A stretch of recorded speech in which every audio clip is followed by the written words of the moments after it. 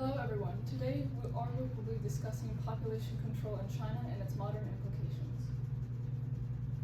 From the population boom that occurred as a result of the Cultural Revolution to now a sharp decrease in birth rates, China's policies have had to adapt to accommodate its population fluctuations. One of the most extreme and famous examples of this is the one-child policy, or the OCP, from 1979 to 2015. While this policy did increase urban and industrial development in China, there are some negative consequences that have come to light, as well as social and political changes that have questioned the effectiveness of these policies and how they impact quality of life. Our research question was, based on the analysis of China's aggressive government-regulated population control policies from 1979 to present, how can other rapidly developing nations, like China, most effectively regulate their population without sacrificing the citizens' quality of life? So our first subtopic that we analyzed was first women, family, and culture. Another one we analyzed was the health impact. The next one that we looked at was socioeconomics. Finally, ending with government and policy changes leading into our solutions. The first lens we analyzed was women, family, and culture, and our main findings were that by bringing greater access to education for women, it was better able to stabilize the population and introduce them into the workforce, which shifted them into a more career-oriented life, and this lifestyle then decreased the motive to have children at a younger age and start family planning. Manyu Lan from South China University found that the increase in educational attainment directly correlated with a decrease in women's fertility in China, as well as their participation in the workforce with the same decrease in fertility. So there were obviously varying responses to the one-child policy. In rural-based provinces, more parents felt largely disadvantaged without having a son to fulfill physical labor needs in farms, whereas in urban areas, parents did not feel as disadvantaged, and actually their preference was to have a child was significantly lower than those in rural-based provinces. Manu Lan, a PhD from South China University of Technology in 2021, conducted a study for the National Library of Medicine about how over time, parents in urban areas, their preferences to have children were significantly lower than those in rural areas. And instead, if those parents in urban areas did choose to have children and they had only daughters, they would instead invest time and money in their daughters to have a quality education and in turn increase their career opportunities, which will naturally decrease fertility rates.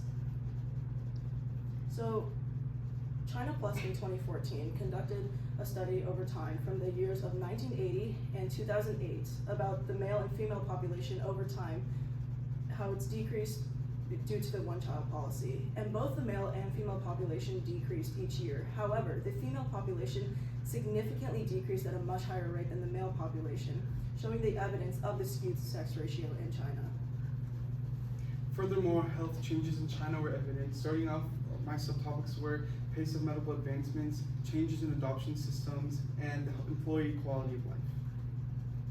Starting with medical development, we had many different evident responses to the one-child policy, starting with traditional Chinese medicine and advancements as Hesketh and Wee response to this situation, showing that Western methods of medicine were being used in China due to the industrializing country and as a result of the one-child policy. Furthermore, Yang and Lin describe how an aging population began to be evident in the society where fertility rates were lower and aging population began to be booming. And formula shortages occurred by Tang, as she responds that formula shortages, a scandal occurred where China restricted the imports on formula shortages, and this resulted in a changed quality of life in China, where women had to have more awareness on breastfeeding, and this lowered the child quality of life. Furthermore, as Yang and Lin described, the aging population began to be increasing. As you can see, you had over time an aging population. By 2050, you have about 2 times the amount of population in the elderly section, which resulted in a medical advancement necessary to have more impacts on seniors rather than children, and this affected the quality of life. Also, the adoption changes, as Jaedong describes, showing how the gender disparity and favoritism was being very evident, where males were wanting to be adopted more than females. And this resulted in increased abortion and negatively impacted women's reproductive health. Furthermore, employee quality of life, as Wu describes, showing how different demographics were affected differently. For example, nurses were being overworked, child were being strained, and they had a lowered quality of life, while some parents choosing on having fertility or not were increasing or decreasing in quality of life. And this resulted in showing that increased abortion and negatively impacting women's reproductive health. And the ways we can fix this are increasing access to education and medical organizations, as well as administrating different policies. I researched population control policies through an economic lens. I split the economic developments into 4 categories, the first being resources. The decrease in the population growth rate led to a decrease in the demand for resources, which meant an overall positive economic growth. Looking at demographic developments, there was a labor shortage due to the aging population, and there weren't enough new workers to replace the ones that were retiring. This reinforced the cycle of the poor and the cycle of the rich, because people in poverty were unable to get out and people who were rich were staying rich. This is why population control policies need to find the balance between population control needs and financial stability needs. Psychological and social developments resulting from population control policies included an overall lack of motivation in the population, which led to a lack of productivity. There were also gender dynamic issues because there were less economic and career opportunities for women. One-child families were doing better economically compared to already existing multiple child families. This created family structure issues across the country. There's also a rising fear in healthcare due to forced sterilizations and forced abortions. This is why population control policies need to prioritize equity and human rights. Overall, the economic developments that increased the quality of life were resource allocation and a lower demand for resources, and that originally increased the economic growth, but then later there was a decrease in economic growth. The government investment in healthcare and education also increased the quality of life. Economic developments that decreased the quality of life were the economy shrinking due to the labor shortages and the widening socioeconomic gap between the rich and the poor, between men and women, and between the rural and urban populations. Finally, we examined government and policy changes in China. As my colleagues have stated, there was a difference in the OCP impact in urban and rural populations. In urban populations, this impact was felt more heavily. According to Nanaki University researcher Hu Chen and World Bank economist Li Xin-Colin Zhu, they describe how state-owned enterprises affected employee quality of life and also limited population and fertility in urban centers. State-owned enterprises could issue birth permits to their employees, directly impacting who could have children. As more enterprises controlled by the government in China, this means that a larger portion of the population felt these strict impacts of the policy. This moves to policy change.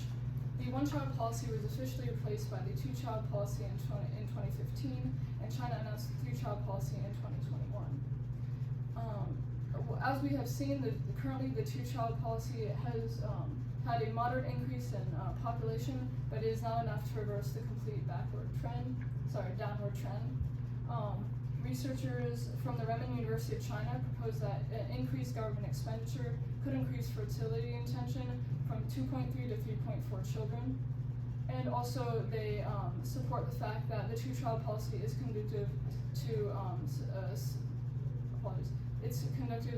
sustaining the value of funds in the urban and rural residents' basic medical insurance, thereby improving quality of life. However, this backpedaling in legislation has led to questions about, was the OCP necessary? As we can see in this graph, even before the OCP was implemented in 1979, there was a sharp decrease in fertility in the 1970s.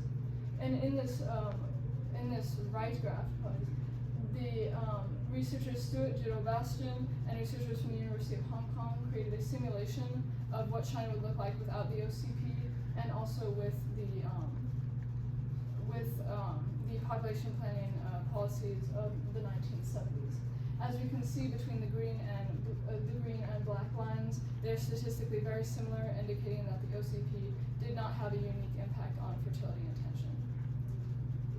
This leads to our solutions. Our first solution was to increase access to education for women in order to bring about more career-oriented lifestyle. With the solution, it obviously has its limitation. First, the overall structure of culture has remained unchanged in China. Due to patriarchal values and just traditional roles in the family, there's obviously going to be some slower change when enacting these policies. The second limitation we found was it's difficult to bring access to education to women in rural areas where there's not a lot of support and there's not easy access to finding ways to educate women. Moreover, a struggle to succeed in a male-dominated career was evident because of the patriarchal values in those careers. Our second solution is to allocate population control to local and state governments. This would allow for more adaptive and region-specific population control that can allow for differences between urban and rural populations. Limitations for our second solution include, the first one is that it would be more expensive for local and state governments to regulate the population, and it would also create a bias towards the wealthier regions, and the poorer local governments would suffer. There's also the possibility that it would create a need for increased management because the population is being regulated on a smaller local level. These policies and solutions can therefore be implemented in other countries with rapidly growing populations. This is our works cited. Thank you. Thank you. All right. Let me go ahead and ask you guys a series of questions. And Sydney, I'll start with you, okay? All right. Let's see. Describe an argument from one of your peers' individual reports that made you think differently about your team's solution or conclusion. Of course. Sabrina and Katie's research made me think differently about the impacts of the OCP on women. From a lot of my research from a government perspective, I was researching some of the negative consequences in terms of medical coercion and other policies directed towards women. And their research showed me that women and single daughters also reap the benefits of education and the resources of the household. Okay, thank you so much. Sabrina, the next question goes to you. If you had another team member, what other perspectives or limitations could they have researched that would have made a useful contribution to your project? If we had another team member, we could have them analyze the overall impacts on a more global scale, not just China, and instead we would actually have them analyze rapidly growing populations in countries such as India, as they are second in population. Okay. Thank you so much. All right, Katie, I'm going to go to you next here. What is an example of a compelling argument from one of your peers' individual reports that you guys decided to exclude from your team presentation, and why? In Elliot's report on medical research, something that he found was the increase in the aging population in the COVID-19 pandemic, but we found that that was a large-scale research study that was outside of the field of our research and was too broad because it did not focus directly on China, and therefore we did not include it. Thank you so much for your answer. All right, Elliot, I'm going to go to you now. Reflecting on your colleagues' work, which one had the greatest impact on your overall understanding of the problem that your group identified? So an argument that had a great impact on my overall resolution was Malaika's socioeconomic lens and how the financial stability was directly variated with the population control policies. And that led to us understanding that those directly variated policies would have to be changed and would have to be directly in touch with the policies and how it directly impacted who it would be impacted. Okay, thank you so much. Right, Malika, your last question here. All right. Just thinking about any one of your group members, how did the group decide to include one of your particular colleagues' perspectives, lenses, or conclusions into your overall presentation? Yeah, so with Sabrina and Katie's lens on women and culture, we decided to include that because there was major gender issues in China after the one-child policy with preference for males over females, and so that impacted the lives of women in China for many decades after that, and so it was really helpful that they were able to narrow down on that lens and help us all understand it. Okay, thank you all for all of your contributions.